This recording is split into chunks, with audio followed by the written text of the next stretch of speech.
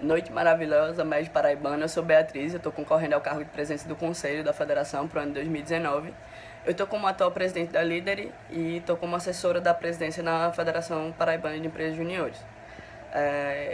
O desafio 1 foi o que eu vim falar um pouquinho com vocês hoje, sobre como é que foi o andamento, como é que foram meus resultados nesse desafio.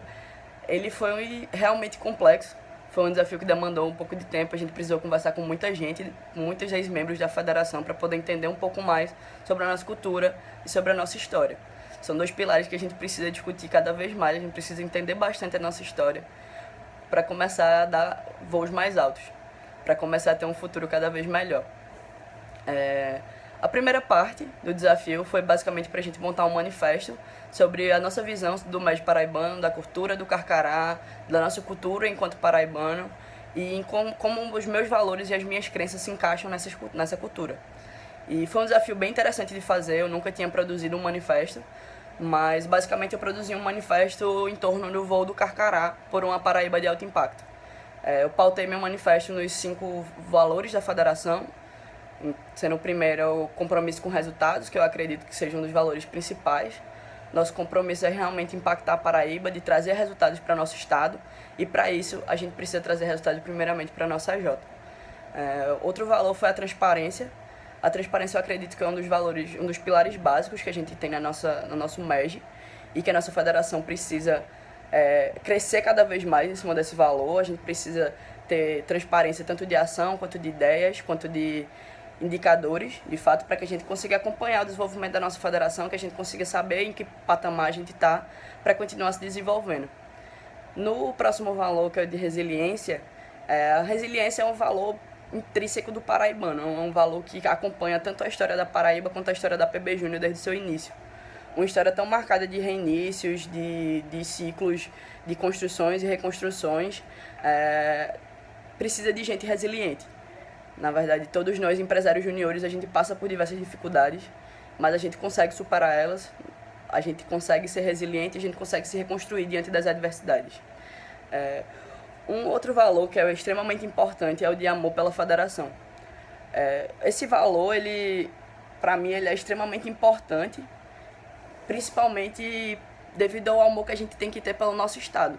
É por ele que a gente luta, e é por ele que a gente trabalha todos os dias na nossa Jota para a transformação da Paraíba. E enquanto pernambucana, eu vejo que o amor que eu tenho pelo meu estado, ele se transparece bastante. Um amor que eu tenho hoje pela Paraíba, mas que ainda não é compartilhado por todos os paraibanos.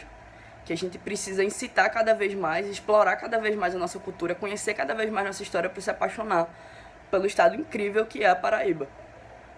E por fim, um dos valores principais da nossa federação é o da colaboratividade. Um valor essencial no MEG, um valor realmente indispensável. Nós vivemos em rede, trabalhamos em rede, e aqui na PB Júnior não é diferente. É um valor que a gente propaga bastante, e que nesse último ano eu consegui enxergar que a gente deu passos enormes, principalmente depois do Enege. O nosso bando voltou cada vez mais unido, e a gente está atuando cada vez mais em conjunto, conectados, em prol do alto impacto.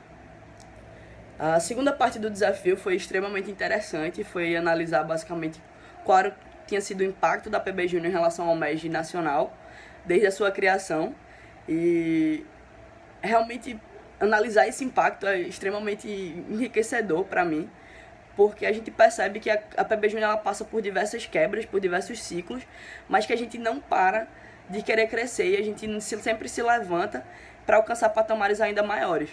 Foi assim desde o início. A PB Júnior foi criada e logo depois se tornou uma das federações fundadoras da Brasil Júnior, que é a principal instituição que representa a gente enquanto movimento Empresa Júnior.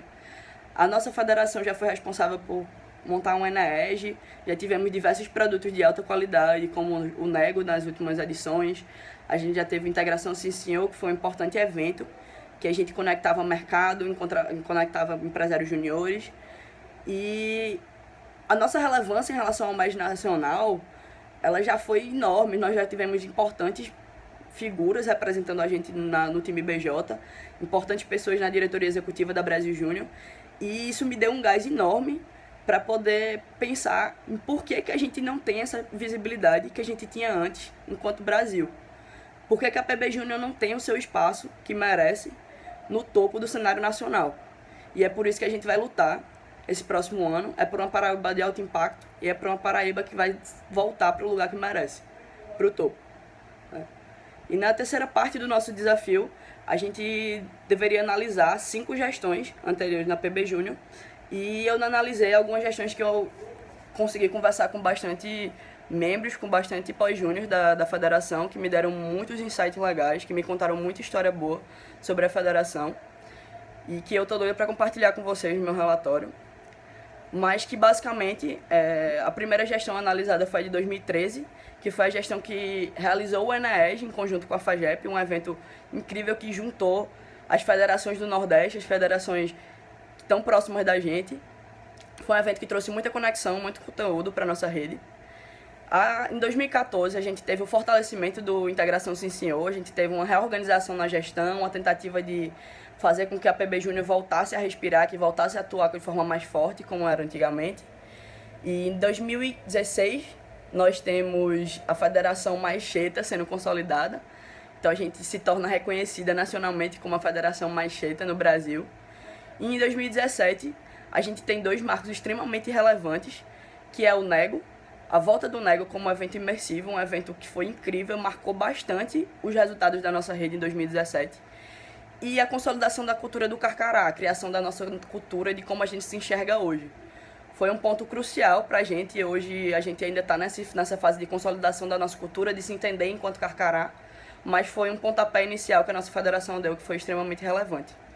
E agora em 2018, a gente teve um desafio muito grande, a gente teve novamente o desafio e o sonho de trazer o Bandeirão do Alto Impacto para Paraíba. Esse sonho continua vivo, a gente tem até o final do ano, mas foi um ano extremamente complexo e a gente teve o Nego no início do ano, que demandou bastante da nossa federação. A federação não conseguiu rodar seus processos da forma que desejava, não conseguiu atingir seus resultados da forma que desejava, pela quantidade de rotatividade de membros da diretoria executiva, nas dificuldades que a gente teve em rodar os eventos da federação. Isso acabou afetando diretamente nos nossos resultados. Mas isso não é desculpa para a PB Júnior, a gente correu atrás. Nesse segundo semestre a gente voou de novo alto, foi feito um bando para Ouro Preto, pegou um ônibus daqui para Minas Gerais e voltou mais conectado que nunca e mais com sangue no olho do que nunca para trazer o Bandeirão do Alto Impacto para Paraíba. E é por isso que a gente luta e esse é o nosso objetivo. E é por isso que a gente faz o que a gente está fazendo hoje. Então eu agradeço pela oportunidade e é isso.